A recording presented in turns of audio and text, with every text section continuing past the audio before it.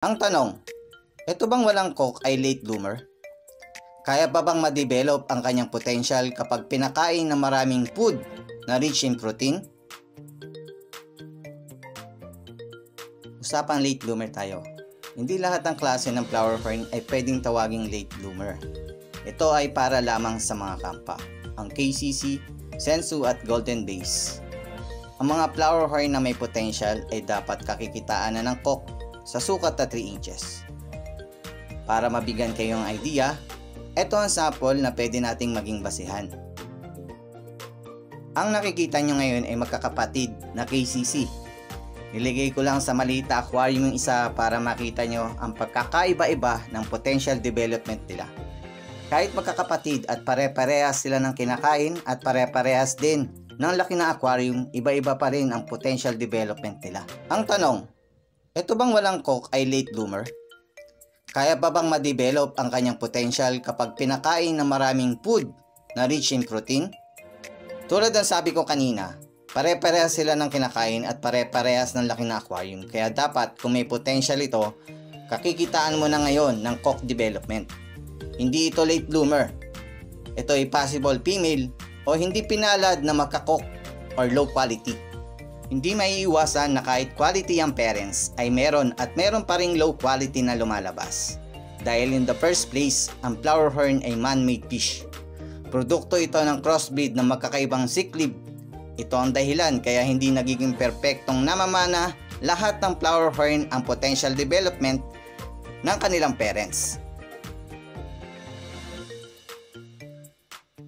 Ang mga kampay makunat pauluhin, kaya tinatawag silang late bloomer. Through my experience, ito'y totoo at nangyayari talaga. Pero kung bibili ka ng kampa, gagastos ka na rin at gagastos ka pa ng pang-groom nito. Kung maaari, sa size na 3 inches ay may coke na sana. Para sulit ang iyong pagod, pera. At wala ka na ring alalahanin kung magkakakok pa nga ba o hindi na. Kaysa magbaka sakali, dun ka na sa may potential. Dahil hindi ka nakakasiguro kung ito'y late bloomer nga ba or pre-head lang talaga.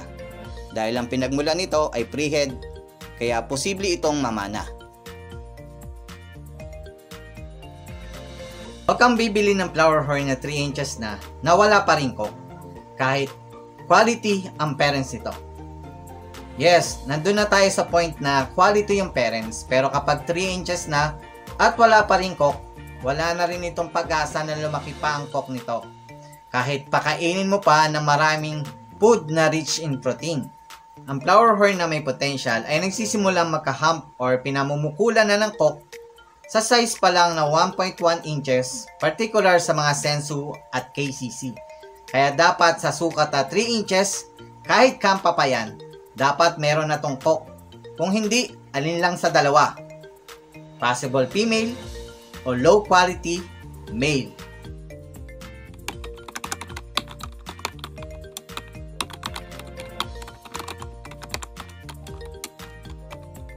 Hindi lahat ng nilalabas ni quality genes ay quality rin. Meron at meron pa ring low quality. Huwag kang bibili ng flower fern na ungroomed daw. Kahit 3 inches na ay hindi pa rin malaki ang coke. Basta ang fry ay nilagay mo sa aquarium. Pinakain mo. Nag-water change ka.